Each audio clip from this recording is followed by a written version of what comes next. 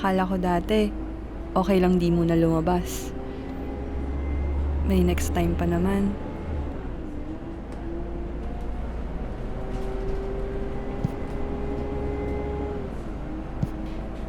Pero, ewan. Sa tuwing uuwi ako, para bang may iba na sa loob ko na di ko maintindihan?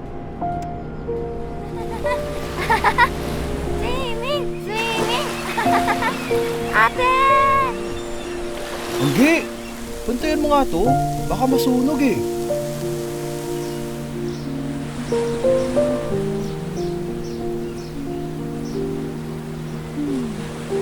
Mga anak, mahal, halina kayo. Kumain na tayo ng tanghalian. Ate! May nakita akong isda! Tingnan mo!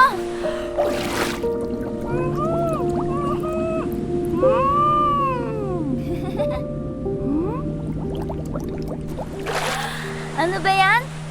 Umalis na! Mama, Papa! Mga ngiti nilang walang katumbas at mga matang puno ng pagmamahalan. Ang sarap pala sa pakiramdam. Napakaswerte ka sa kanila. Tapos, ayun, balik na naman ako sa realidad ng buhay. Busy na ulit. Hindi na nagtutugma yung mga oras natin. Laging sa susunod na lang.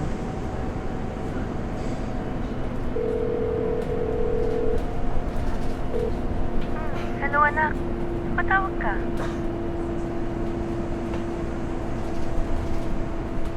Ma?